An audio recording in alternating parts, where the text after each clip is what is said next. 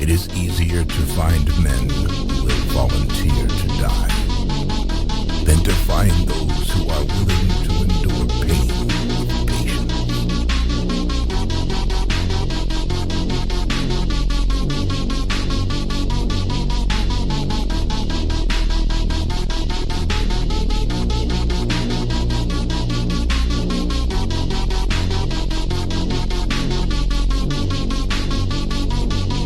I came to Rome when it was a city of stone, and left it a city of marble.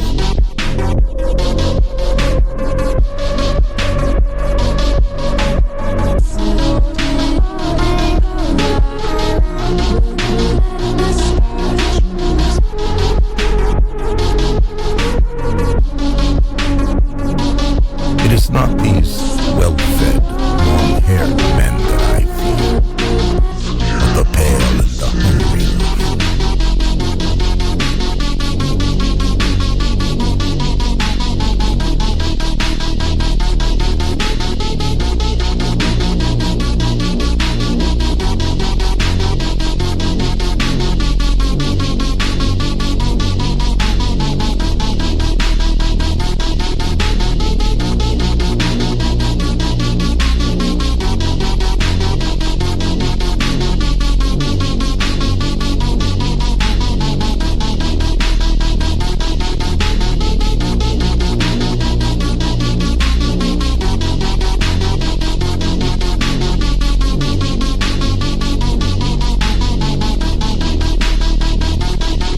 I came, I saw, I conquered.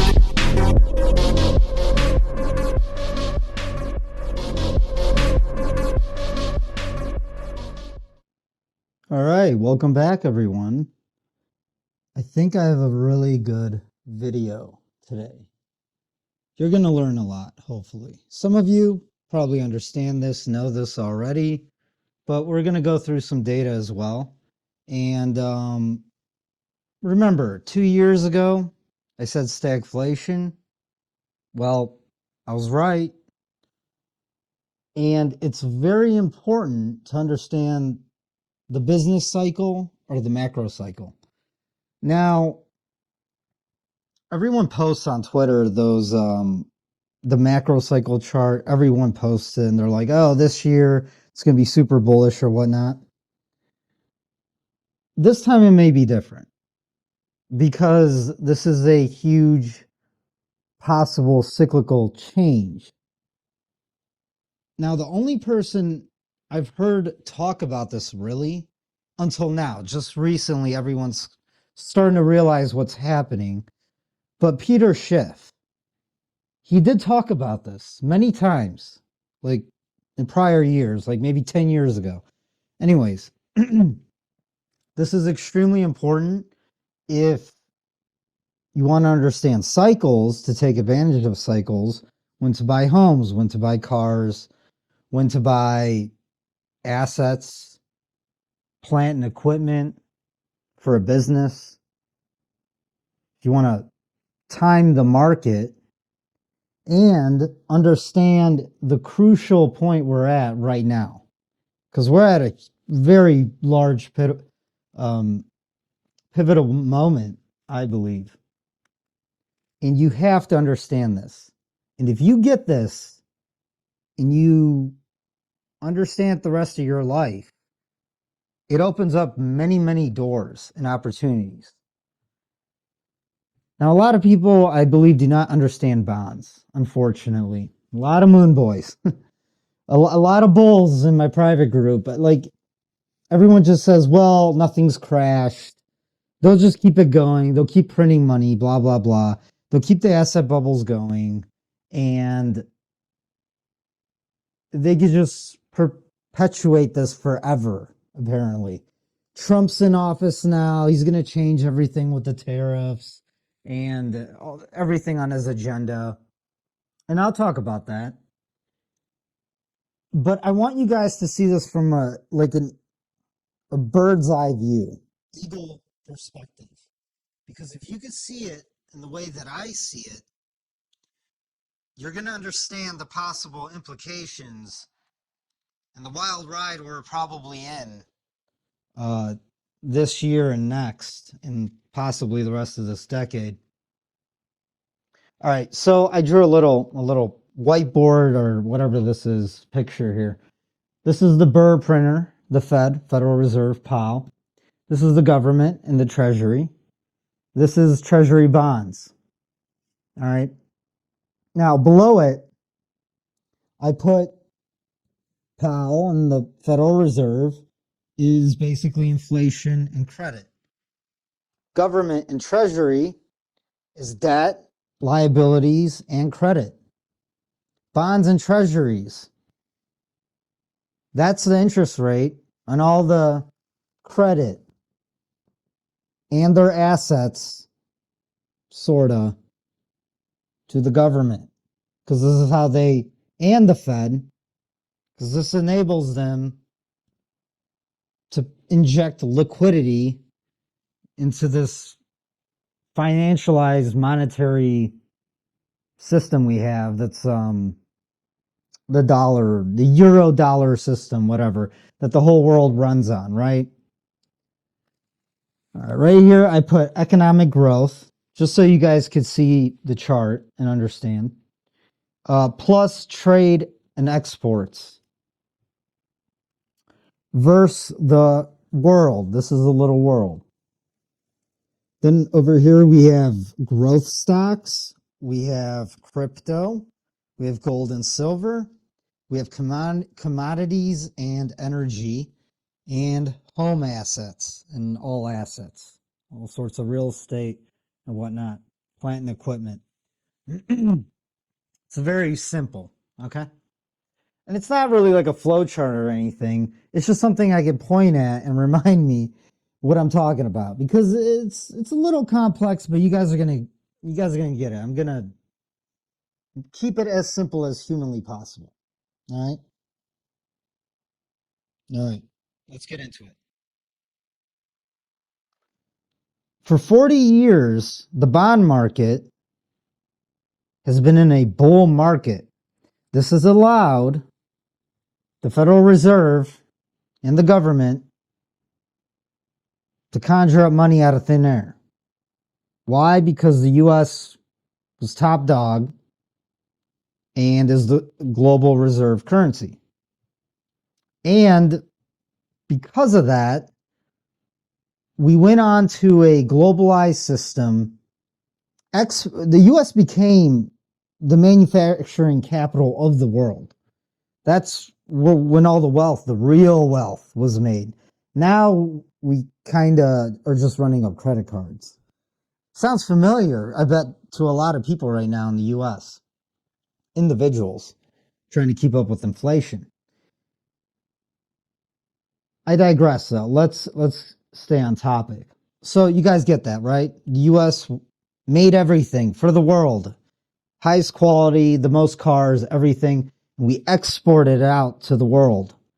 And then we had a trade surplus. And what came back in? Things we needed, other imports, things we can't create or just don't, and money, capital. And at that time, there was no inflation. The currency was very steady. We even had times of deflation. In the 1930s, the Great Depression, that all these central bankers and Keynesians fear, was deflationary. Yeah, it was horrible, but you could eat, like people survived. It was really just the people in the cities who got wrecked. People on the countryside, they didn't even feel it because they were self-sufficient. Now, as decades and decades went on, we deindustrialized, we became financialized, and we became a service sector economy, and we've been importing everything we've ever wanted, dirt cheap, for what? Money printer go burr. For dollars, we just export to the world. So we've been exporting our inflation to the rest of the world.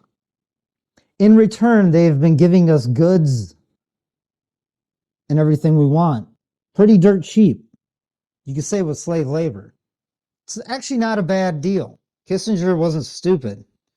Problem with that is this could it did gut the real economy of the United States, unfortunately. And to unwind this would take incredible amount of pain and suffering for the United States and the rest of the world. And that's what we're about to enter, I believe. Now, why are we entering that? Because we're forced to enter it. Why? Bonds, the bond market, the biggest market in the world. Well, technically, the currency market is the biggest market in the world, but what are bonds made of? Treasury bonds, currencies. They're like baskets of currencies.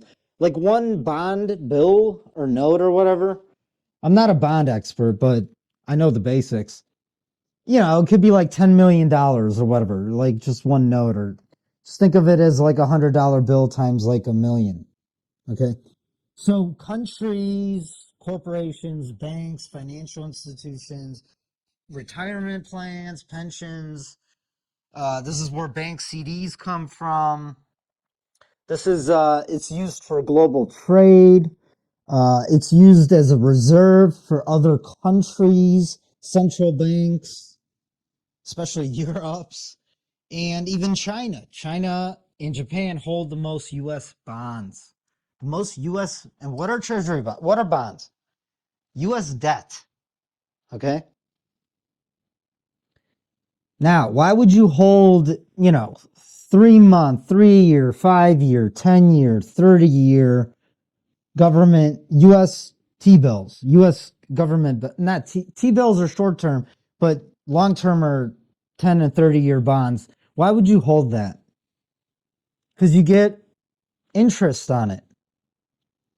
Here's the problem. When the Fed prints too much money and the government issues too much treasury bonds and they spend too much money and the trade deficit is $2 trillion currently and tax revenues are $5 trillion, that's a big problem. You're going bankrupt very, very fast. Okay? That's the problem. That's why interest rates are going up. Today, the 30-year hit 5% again, just like it did in 2022 when the stock market took a nice dump-a-rooney. But the problem is, well, not the problem. Back then, we'll talk more about that. But we just hit 5%. 2 years ago, I said, 4% the market gets nervous. 4.5%, stuff starts breaking. 5% shit hits the fan. Why? Because the amount of outstanding debt on fucking everything. Auto loans, student loans, home mortgages, commercial real estate, corporate bonds, government bonds, the interest on it, everything rides on these interest rates. Okay? And the bigger the debt, the smaller move or the smaller percent the interest rates need to go up to blow everything up. So the Fed, because they're Keynesians, they want to lower the interest rate so the government could fund itself and all of its unfunded liabilities and all of this spending they do, right? So they want to lower interest rates. The problem is they can't without printing infinity fucking money. This time. Now, in the past, they were able to do it. In 2008, they were able to do it. They did it in 2020. They were able to do it. Why were they able to do it? Because we didn't have massive fucking inflation then. That's the fucking difference that nobody wants to understand. What does that mean? Because inflation hasn't gone down. We never had deflation. All of the inflation we had since 2020, the dollar has been debased 30% versus like real shit that you need. Food, energy, a lot of things, right? Okay, it's been debased 30%. The rate of increase is right now like 3 something percent, according to their numbers. Shadow Stats, John Williams, says it's usually around double that. So 6%. Oh shit, 6%? Isn't 6% higher than what bonds are yielding? Yes. But I think countries and a lot of entities are okay with inflation domestically in the US, kind of somewhere around the yield that bonds are putting out or putting off, especially long-term bonds. The problem is anticipation of a recession. Because what happens during recessions? The government and the Federal Reserve shit their pants and they print a shit ton of money. And it's usually multiples of what they had to do last time because it's what? It's a confidence scheme. It's a Ponzi. All right. Because dollars are credit. Credit is debt. Debt runs on credit, which is based off of like infinite growth, which doesn't fucking exist, especially with demographics collapsing globally at this point, besides like South America and Africa. But, you know, they don't matter. Anyways,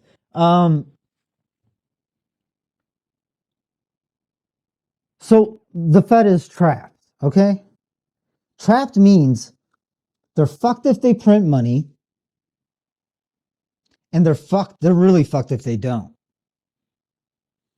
Because if they don't print money or fiat, we go into 1930s depression, but probably worse because they dragged it out like really far to this time. Especially that sweet old woman Janet.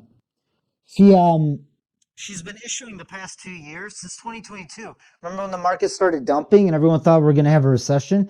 Well, guess what? And then Silicon Valley banks, the banks started falling. They had to bail them out. If they didn't, they'll start falling like dominoes, right? Just like 2008. Now, so they bailed out the banks, whatever.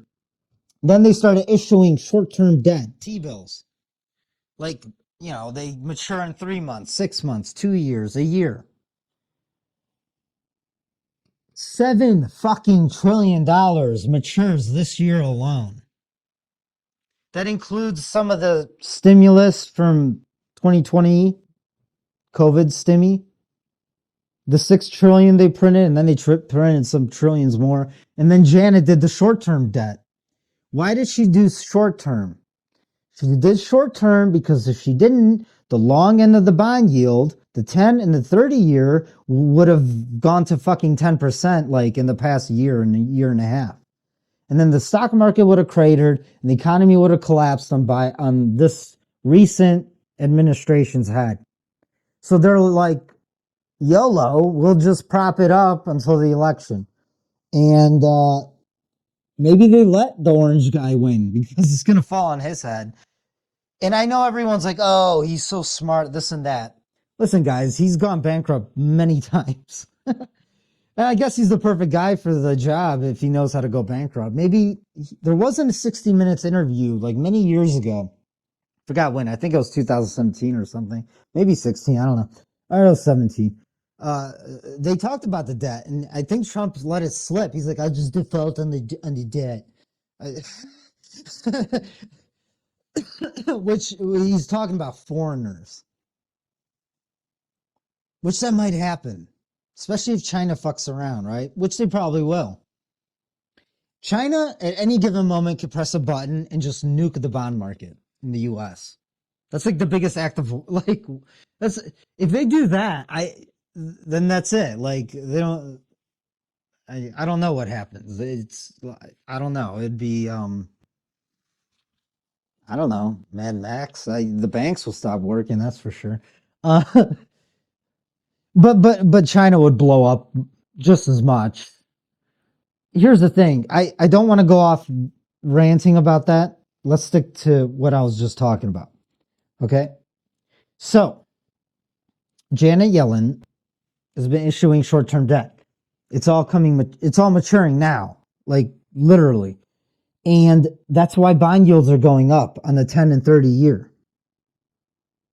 So that means the interest rates on everyone's credit cards and lending basically is going to freeze for homes. It already has for homes, but I'm talking like zero mortgages being written. I'm talking like good luck getting a car.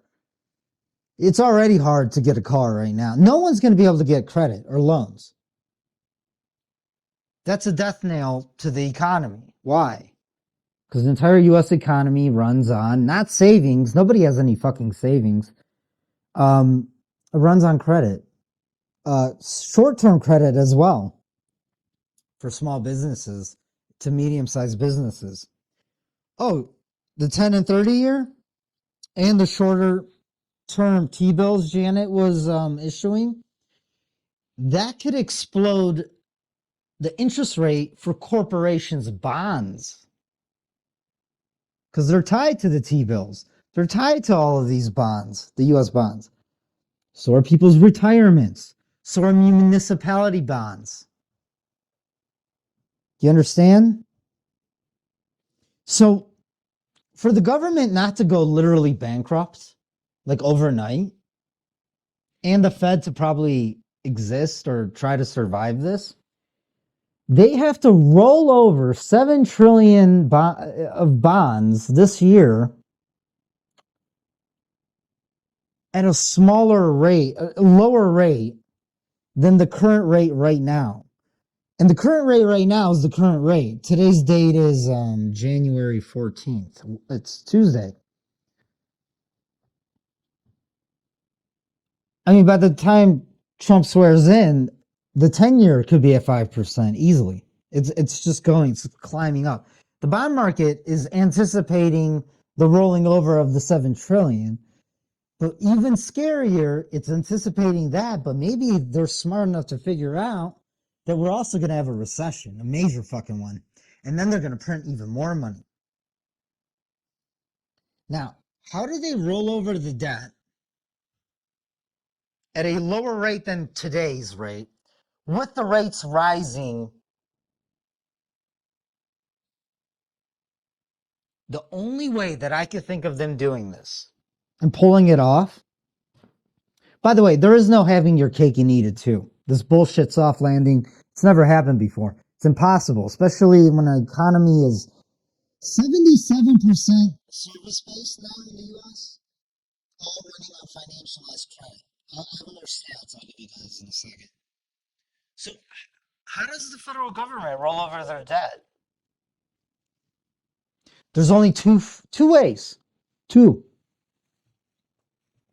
We somehow have huge economic boom, expansion, growth, like out of fucking nowhere, which we haven't had in decades. The U.S. economy hasn't really grown in decades. The rate of growth hasn't increased. The rate of growth's only been decreasing for decades, since like the 2000s. What else happened in the 2000s? Like 1998 or 99, something like that, or 2000.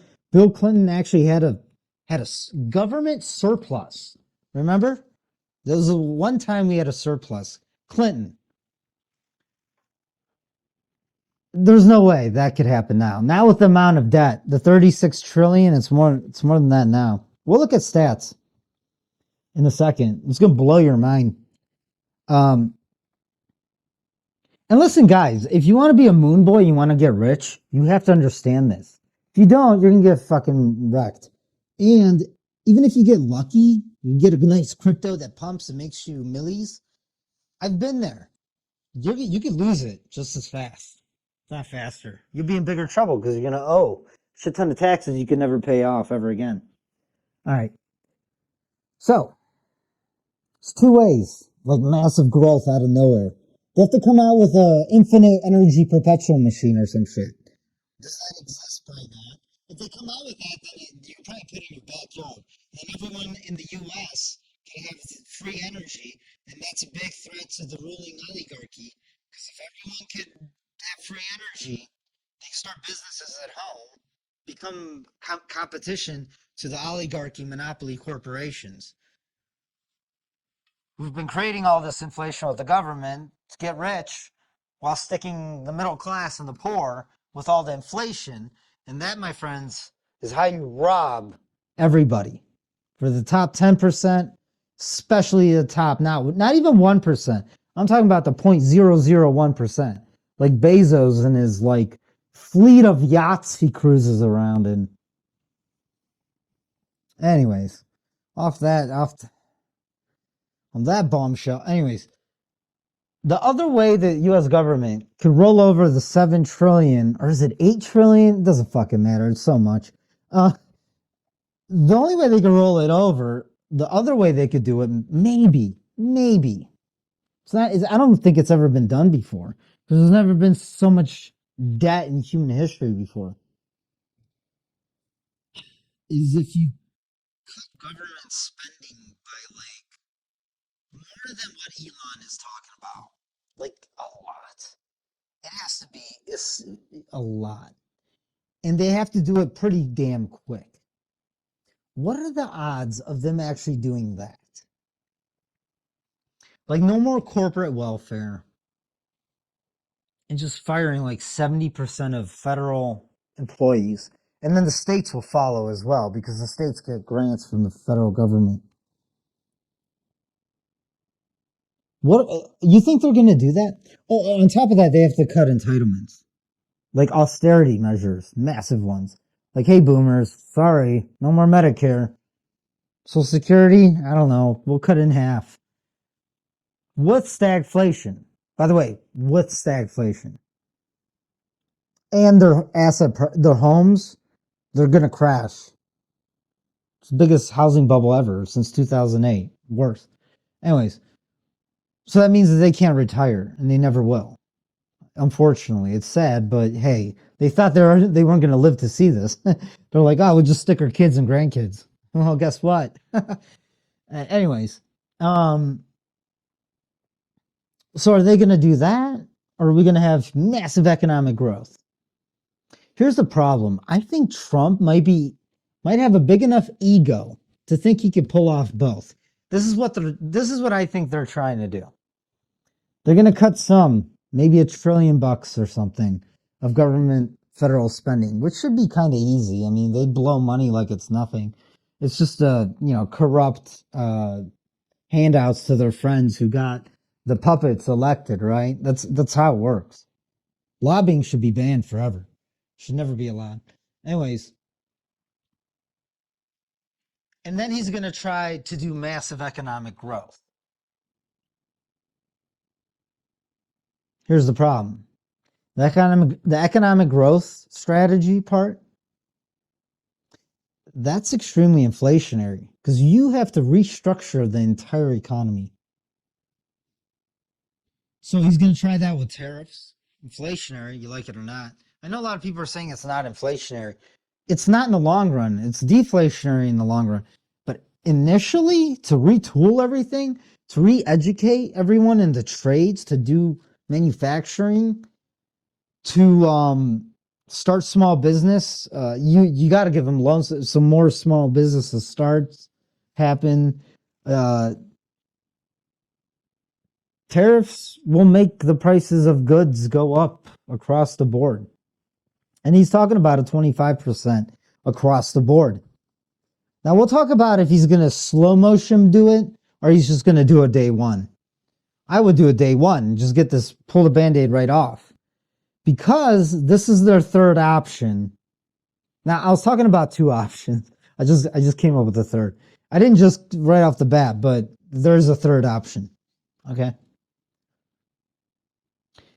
If they lay off a ton of employees and just cut a lot of government's spending, stocks are going to crash. The economy is going to go into stagflationary depression. Because unfortunately, the government is like over 20% of the economy. And if he does the growth technique, at the same time he's cutting, the combination of both is massive stagflation. It's depression. It's inflationary depression. which is the best of both worlds or the worst of both worlds. In both scenarios, stocks are going to crash. I don't care. Like, they're going to crash. It's too much. It's too much uncertainty. It's too much. And not just that, this shit will take years and years and years to successfully do. You can't unwind it like instantly because everything just blows up. But as soon as they start doing both, it's going to be felt. And the shittiest part about it is the stag part. Or no, the stag part is the good part. Except for the fact people are losing jobs and they're defaulting on all their credit cards and car loans and home loan mortgages, right? And they're not shopping. It's a consumption-based nation, consumer-based, 70% GDP, 77% service sector.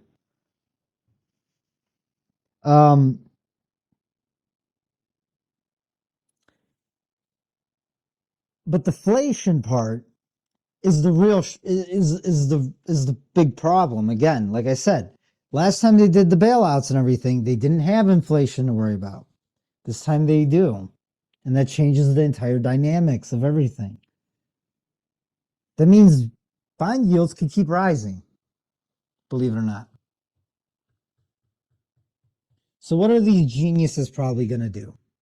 What's been done over and over again in the past, what Japan has done. Except for the fact that Japan is different from the US.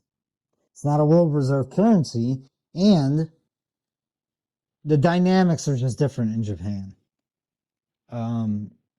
It's not a consumption-based service sector, financialized economy. Japan, when they started their Japanification process, and the Japanification process came after their massive real estate bubble pop, and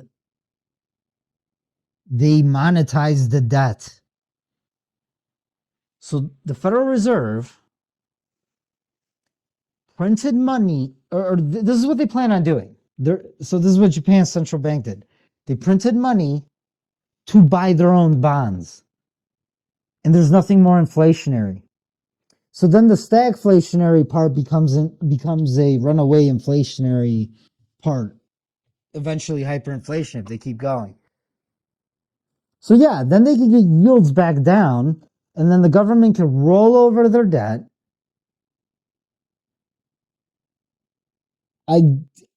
Would lending stop? I think lending has to stop because everyone's already maxed out. That's why I think lending is going to stop. No one can take on any more debt because their wages aren't rising. Matter of fact, they're falling, especially in a bad economy. And we've been in recession for 2 years. Easy. We were in recession in 2019. That's why the coup happened. Remember, I warned you guys. I was like the third person on YouTube to ever fucking mention it. Everyone else came on. They're like, "Oh, I'm a genius." Anyways, you guys need to comment in the comment section, share my videos and likes, because I'm never gonna be unshadowed. Anyways, so that's how they plan on rolling over all that debt. What are the implications of this? Massive inflation while people lose their jobs, continue to lose their jobs. I guarantee you unemployment is way worse than what they're saying. And I actually have stats. Employment, 162 million, probably 100. Let's be real. It's probably like 150 to 100, somewhere around there. 150 million Americans have jobs. I guarantee you 100 million of them have 2 part-time jobs, and 50 have real full-time jobs that with benefits and pay well to raise a family. Out of a population of like 330 million illegals, I don't even know how much that adds to that. Somewhere around there. So what does that tell you? Out of the entire population, Man, 1/6 have really good jobs, and then half the population have jobs, barely, and then 1/3 have good jobs. 2/3 have multiple part-time jobs. The entire economy is fake. It's running on the top 10%, selling stocks and buying shit, practically. You can see the bifurcation in real life. Go into the city, go into the middle class area, go into the poor areas, then go to the suburbs that are exploding right now with mini castles and McMansions. Anyhow, financialization in business is 34% of GDP. Service sector, 77.6%. That's insane. Services are a byproduct of, guess what? Manufacturing goods, things, making shit, and energy, producing energy. And that should be our export surplus that makes the country rich. But we have a deficit. And deficits used to matter in the 80s and no longer do. Because everyone's brainwashed and they haven't mattered. Because we just print money, right? Burr machine, go burr. They're going to matter again. That's the only way you get growth. Is if the U.S. By the way, where does the word growth even fucking come from for a country? It comes from countries doing trade with one another. That's where you get growth. And that's how you get rich. Maybe that's why they want to do one world government, because everyone's screwed. Especially the US and Europe. Because they have, they don't export much. Yeah, good luck with that. I don't think China and Russia are playing ball, are they now? Anyways.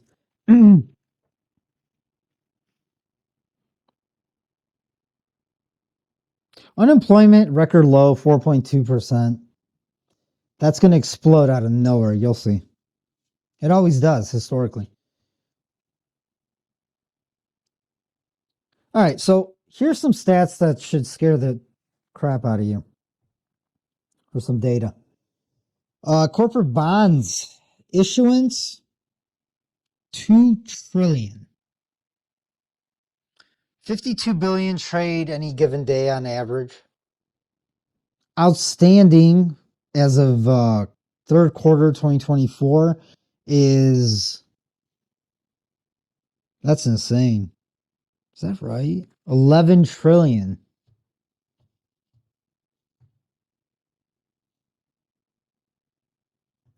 So 2 trillion in issuance and 11 trillion is outstanding.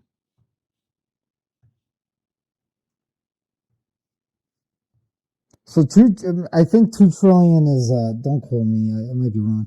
It needs to be rolled over. That's where maybe part of that, actually no, the 7 trillion is just government.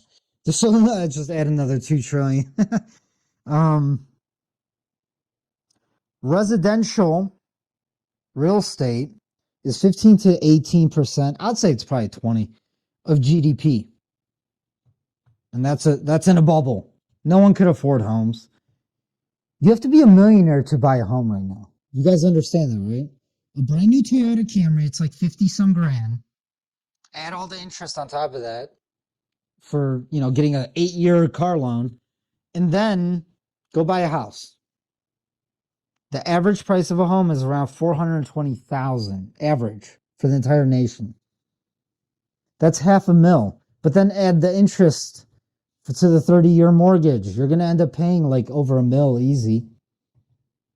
So you need to have $1 million. You understand? To own a house and a fucking car like Al Bundy did. But he was a shoe salesman and his wife didn't work and he had 2 kids and a decent house in a nice area. Anyways, and the bulls are like, oh, our assets are going to keep going up. People aren't going to be able to buy foods pretty soon. Anyways, commercial real estate, let's talk about that. 23 trillion.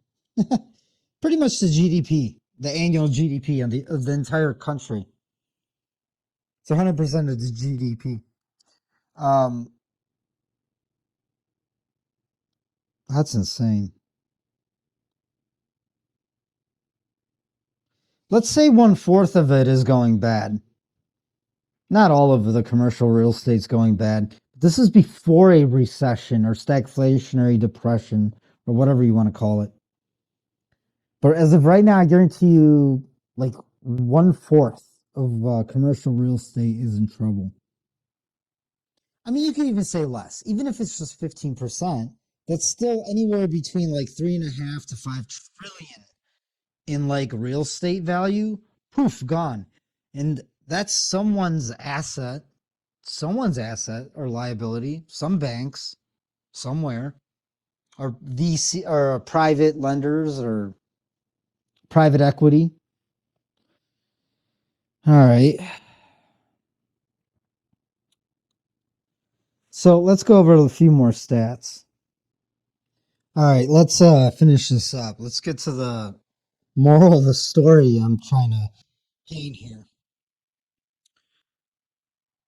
More stats. So you guys understand the gravity of the situation. Okay, national debt 36 trillion, and it's going up about $1 trillion every like 3 to 4 months. Completely unsustainable. Debt per citizen is 106,000. Debt per taxpayer is 323,000. Jesus, I can't pay that. I don't know about you guys, but I'm not paying that. Anyways, U.S. federal spending 7 trillion. U.S. federal budget deficit 2 trillion. There's actual numbers. It's like 2.16 actually. All right, here's some more fun stuff. Here's the largest budget items Elon and Doge need to start cutting, like by a lot. Medicare, Medicaid, 1.6 trillion. And it's going up like fast, like everything else. So Social Security, 1.48 trillion. What is it? 10,000, 7,000 baby boomers, something like that, is retiring a day. There'll be more retirees than people working, and the young generations can't afford a goddamn thing. That's unsustainable. Even the migrants are just leaving. They're like, oh, this place sucks. Inflation's too high. We can't live here.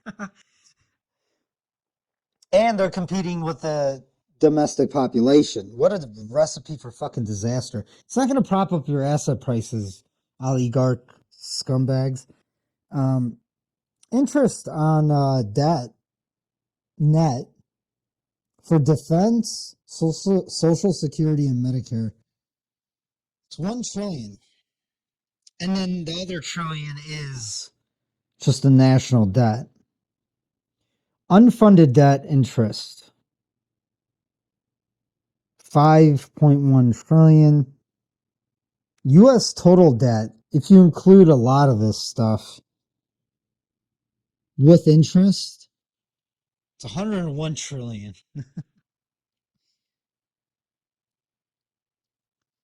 Student loan debt, 1.746 trillion. Let me remind you, 1 trillion is 1,000 billion. 1 billion is 1,000 million. So 1 billion, just one, is 1,000 million. So 100,000 million. See, it's hard to do math when you're recording. Try it sometime. I don't know. Is that 100,000? So is a trillion 100,000 million, or is it 1,000,000 million? I don't know. I have no idea. Or is it 10 million thousand million? Someone put it in the comment section.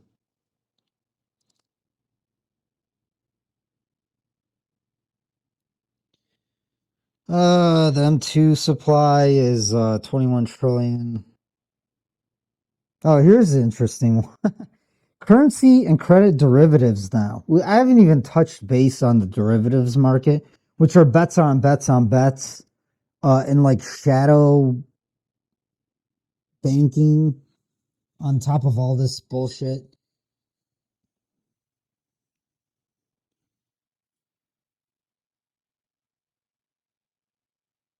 So, what else is interesting and good to know? Income tax revenue is 2.5 trillion. Payroll tax revenue is 1.6 trillion. Excise tax is 103 trillion. Tariff tax revenue is 73 billion. So that's where he's trying to rake in more money because he can't tax the populace anymore. He can't tax American corporations because they'll leave. One could argue that's a good thing. At this point.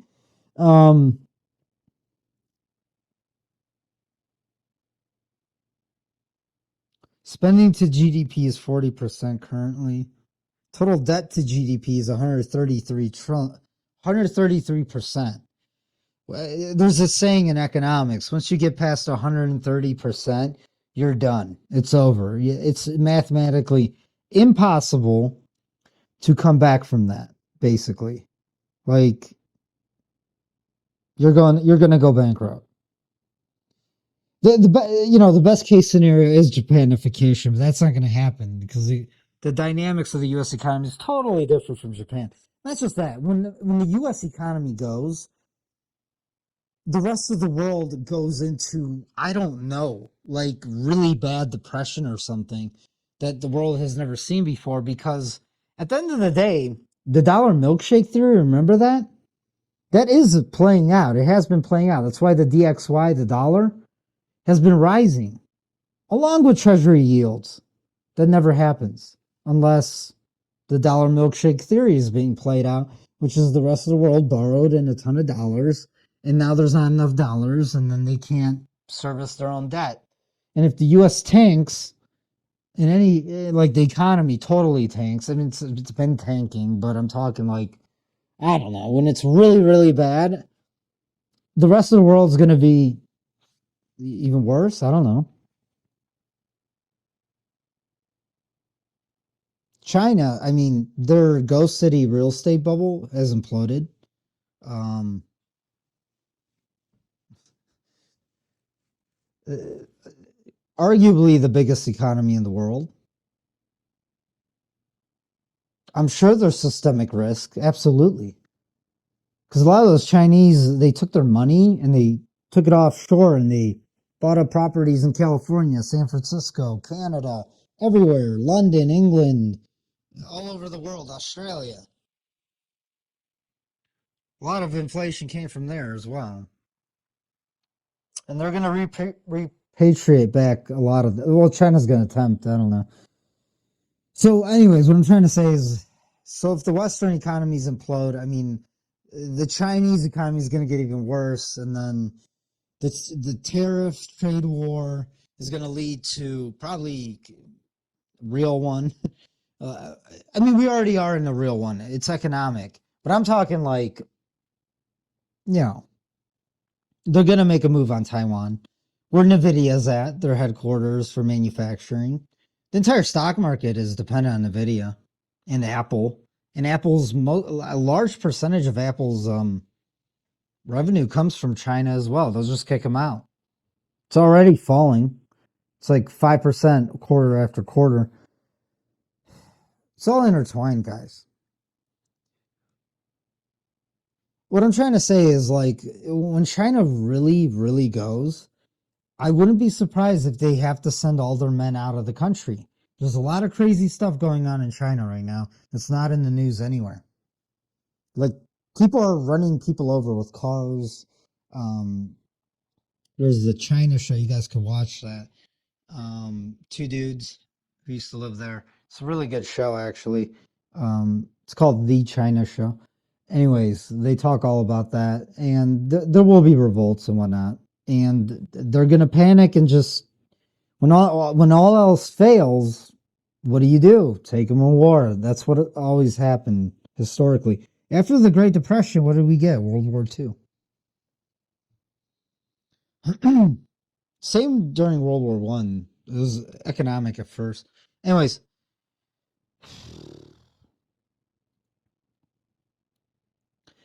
here's a big data point that's just freaking mind blowing. U.S. unfunded liabilities.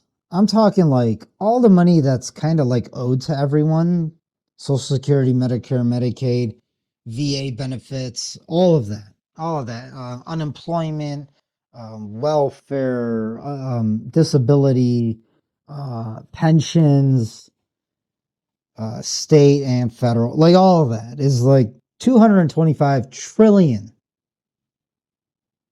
Yeah, good luck with that. So let me get back to this. Let me wrap up. The only way really out of this, and it's going to be forced upon anyone in power and even the oligarchs. I think the oligarchs are going to take their Lear jets and fly out of here one day. But massive austerity,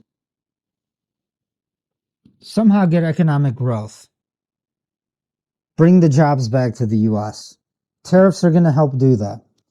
These two things, I guarantee you, Trump and Musk and Doge, they're going to slow motion, like, introduce this. They can't do it quickly. That's what they're going to do. Here's the problem. To roll over the 7 to 8 trillion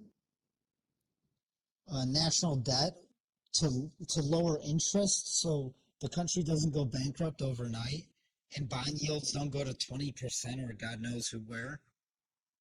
Basically meaning that nobody in the world is buying U.S. bonds, especially like what if China starts dumping and Japan is going to have to start dumping because the yen carry trade's blowing up.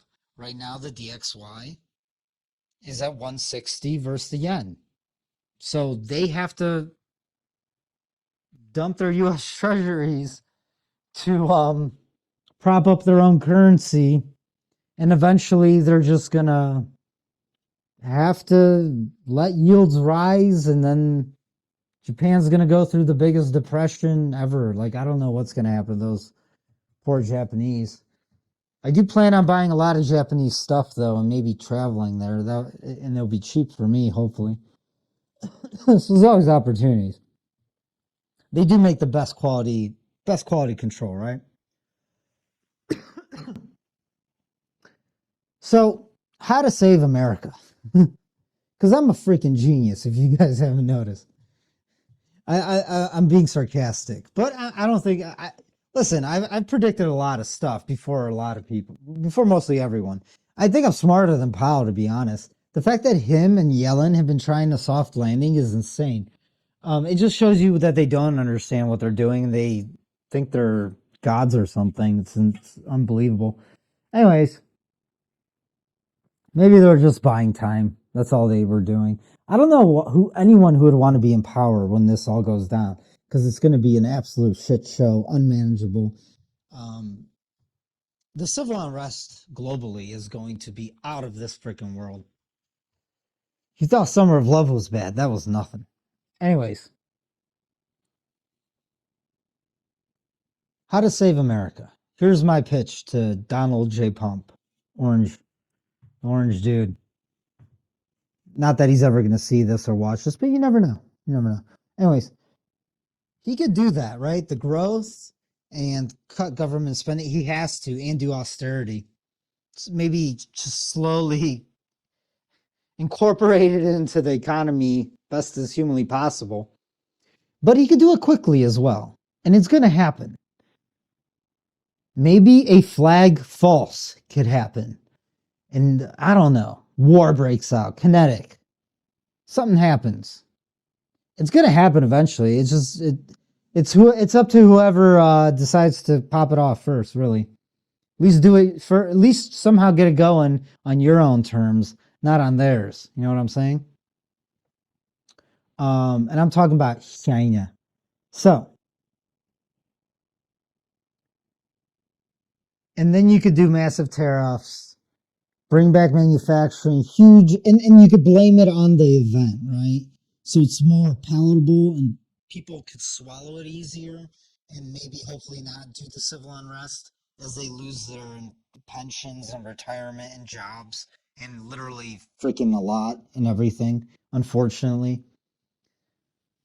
Uh, I honestly, and I'm not trying to make light of this. I just don't know what else to do besides kind of laugh and say, "Oh, all right, well, we're screwed." But we got to go through this. You got to speed up sometimes.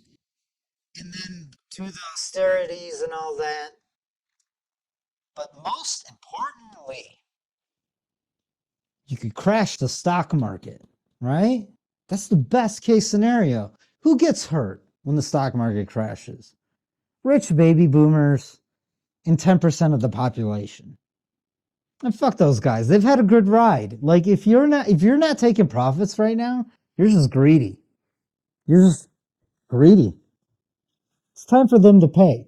And by the way, it's going to happen. Why do you think Warren Buffett, Bezos, JP Morgan, all the CEOs, insiders, Nvidia CEO, all of them, they've been selling hundreds of millions and billions of stocks, dollars worth of stocks. They're all out of the market. All the insiders, all the bigwigs, the smart money.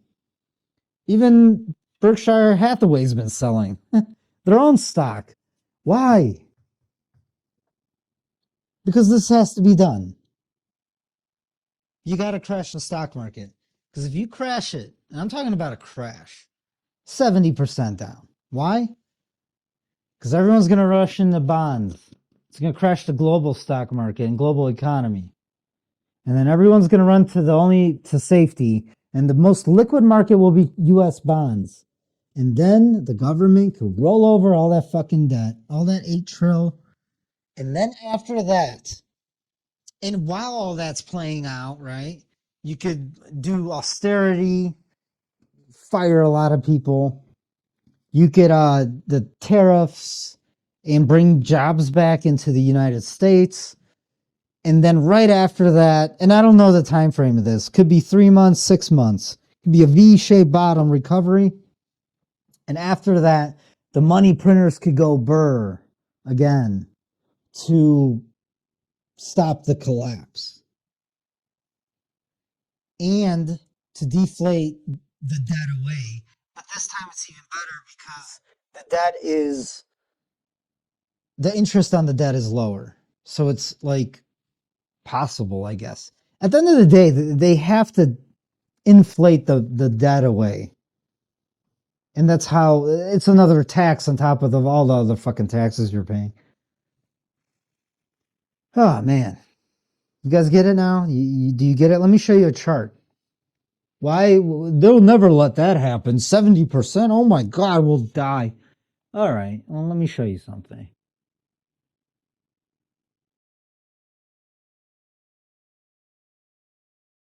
Because at that point, we are in the realm of runaway to hyperinflation once the Fed does yield curve control. Here's the plan. The Fed needs to do all this shit. Well, I mean, the Fed needs to not do yield curve control. Maybe they could take rates to zero or even negative. That doesn't matter. But they need to stay away from printing money to buy bonds, because they're not going to be able to do that and bail out all the corporations, or not all of them, but like this is going to be so big and bad. They're going to have to print tens of trillions and just hand out money to people, like $10,000 checks or something, just to stop the civil unrest that's going to occur. All right. And after that, you don't really have much left over to buy your own bonds. And once you do that, I mean, China will dump. No, there's no doubt they will. And so well, Japan's going to dump anyways. So, and they've both been dumping actually, but the world will never buy your bonds ever again, and we can't go into runaway hyperinflation because there is no backup plan. I really don't think so. The cryptos is not going to be a backup plan. That's bullshit. This in a way would be a debt jubilee, by the way. If the stock market crashed 70%, everyone kind of just defaults into a ton of loans. A bunch of banks go under. The Fed takes a bunch of crap onto their balance sheet, like in 2008. They hand out stimmy checks to everyone to kickstart the economy again. Warren Buffett, with his like trillion or whatever of cash on the sidelines, the oligarchs, they get rich again, even more. And they put in the bottom to the stock market after a 70% dump. And the reason this will all work is because the rest of the world won't be the ones coming out of it first. The US will be. And that's why the US could in a way bring back jobs, like real jobs, not fake jobs that all these women have in the US. Service sector, fucking shuffling paperwork, playing on the computer, doing nothing. Um, maybe they'll have to have children with men to survive, and then the demographics could change because demographics are destiny. And I'm talking about high IQ demographics. I mean, the demographics overall have been dumbed down enough. They can't get any worse.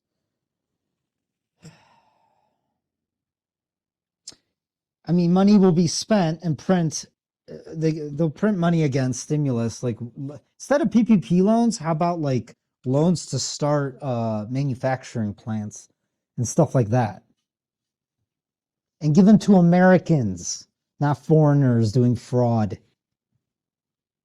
I know it's almost impossible for them to do that, but try to try. How are you going to get rich? Well, if you know this, you should know what to do, timing wise. You could join my private group. You can see what I'm doing. Can't promise I'm doing the right thing at the right time. That's impossible. Nobody talks about their losses. They only talk about their wins. But I'll win again. I always do. It's been a rough patch the past couple of years, but I've got some shorting ideas. And you're gonna want some cash, some dry powder. If you really love your crypto coins, you know how you get rich? You buy the bottom. That's how you get super duper rich. Not going down with the stock market bubble, a Titanic. That alone saves you. And then you buy the dip at the right time, and you buy the right asset, or not asset, but the right sector, like commodities and energy, and you pick the right stocks. That's when you make a fortune. You make a fortune on the way down. You actually you can make way more money when it all crashes versus buying stocks 10 years ago. Now, if you're a baby boomer and you bought fucking Apple at $1 or something, that's different. But if you make a lot during the crash, you missed the huge crash, right? And then you could buy everything up at dirt cheap, pennies on the dollar. It's when you get rich, when you buy, when there's blood in the streets, like the Rothschilds say, right? If you like gold and silver, I did call the bottom on that recently, like a year and a half ago, almost 2 years ago. It was like at 1,700. I'm like, all right, physicals are going to go up, but I'm not buying mining stocks. You also get rich by not buying things. If you buy the wrong things, you get wrecked. I never said buy mining stocks. I sold that shit in 2021. But look, I'm going to buy them again. And I'm going to get those 10, 20 baggers and 50 baggers again, hopefully. No promises, not financial advice. I just share my ideas, my journal, my journey. Okay? Energy. Energy needs to crash with the stock market so we don't end up in a runaway inflation, stagflationary environment when the Fed does helicopter stimulus QE infinity again, right after the government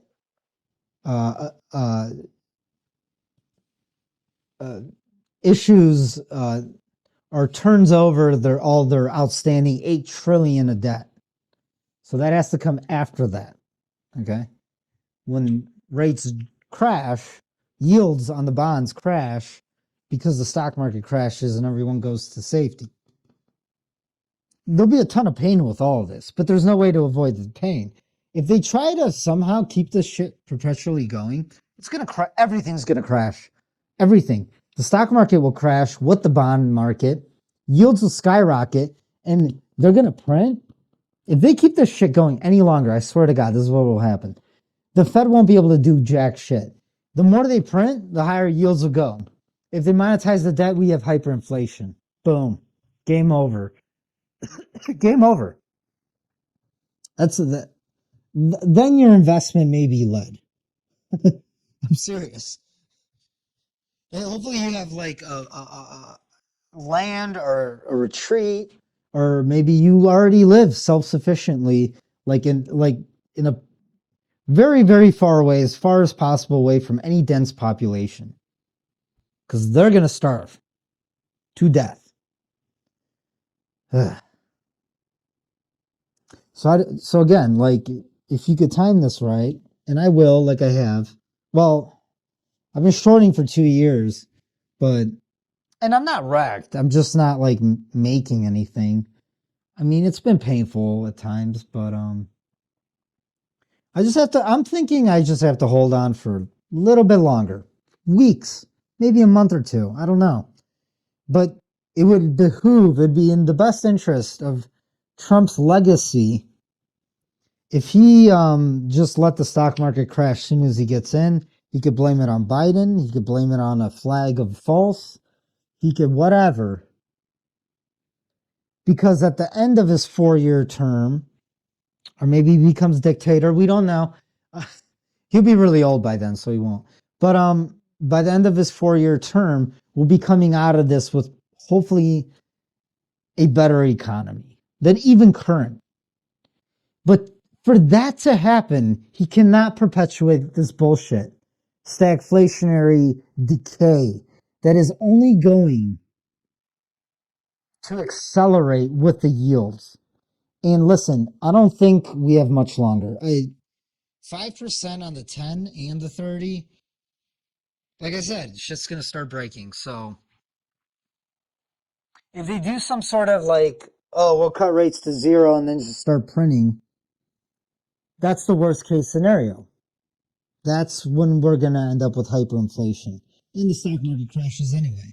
Because in hyperinflation, everyone loses their job because they can't buy food. They probably won't even be able to afford their mortgage. Well, they won't be able to afford their mortgage and rent. Again, no one can buy homes already. 30,000 auto repos a day. It's going to get worse. Lending stops, halts. Money markets halt. Banks blow up. With any more inflation, it's over. The U.S. cannot handle any more inflation. The middle class is done. The poor are robbing the middle class already. Like, they're burning down cities, literally, because of recent events, opportunists, so they could go rob. And that's just going to get much, much, much worse. Like, so this is what it is. This is what has to happen. If you're smart, you'll take advantage of it, and hopefully you come out unscathed or at least survive it. And then yes, your freaking your mining stocks will take off. Your crypto coins, your energy stocks, even some other sorts of equities or whatnot with innovation and small businesses and bringing industry back to U.S. There'll be opportunity there as well. Here's another topic: real estate. I want to leave that to its own separate video because it's that big and complex and important, I believe. And for you younger guys who don't own homes yet, there is an opportunity coming. But listen, a lot of pitfalls coming as well, where a lot of people are going to think it's going to play out like 2008, and it's not. Those are the guys who got rich already off of artificially low interest rates for decades. They're not geniuses, guys. They've just been riding this wave of cheap debt and the money printer go burr. All right. So I'm just going to leave it at that. Please join my private group. $100 fee, initial fee, to get your foot in the door. And then $20 a month, which is like what, a Starbucks tall coffee. And you guys can support me, learn some stuff. There's other people in the group you could chat with. We talk about all kinds of things, not just finance. Patience is really the key to winning in life.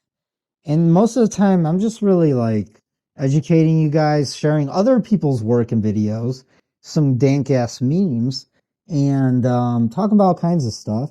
I just had a group meeting, video chat meeting. 100 people could join. It's sweet. I'm gonna come out with more mining stock and stocks data. I have an alerts room where I share my trades so you guys can learn what I'm doing. I have short positions with the least amount of risk possible, with enough leverage where you could actually hopefully make life-changing gains when this bubble pops finally. And I think it pays for itself. It's a nice place to be. It's a good community. Like, I don't bullshit. And you get to support me, right? So I can make more videos. Because guess what? Making these videos takes a lot of effort and time, setting all this shit up, all the electronics, my studio, everything. But really, it takes a lot of time. And inflation is hurting me too. So, yeah, and hopefully I could grow. If I can't grow, at least my following, it'd be nice if more of you guys would just hang in there, and hopefully we could profit off these opportunities like we have in the past. It's people who took huge gains out of crypto the last bull cycle. This cycle I think is bullshit, bull cycle, bull trap. If you adjust Bitcoin for inflation, it's barely hit all-time highs. Okay? Subtract 30% from whatever the price is right now. Barely hit all-time highs. Ethereum hasn't even hit its last all-time high, right? My mining stocks in 2021, when I took profits, if you took profits, you walked away with a lot. Not with all of it. At the peak, holy crap, I made a lot. So I'm going to catch another one, hopefully. And hopefully that'll help you out. Just don't pig out and round trip. It's painful. Trust me, I know. I've round trip crypto a couple times now. Or not even round trip. I've had everything bad happen that could possibly happen in crypto. And I've made it all back over and over again. It is what it is. Builds character, I guess. Or you become more... well, what's the word?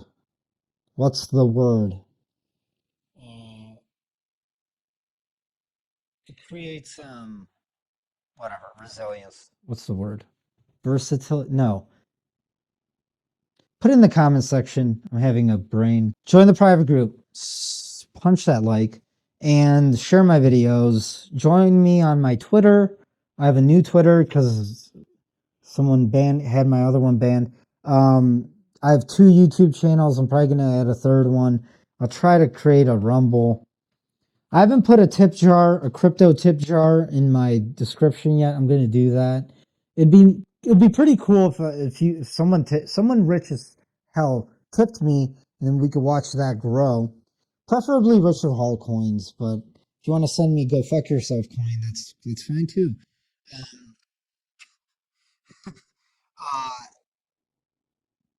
What else? And hopefully Trump said he was going to make tips tax deferred. All right. Well, I want to find out. All right, guys. Watching, and they're seeing these big negative numbers, and their confidence gets affected.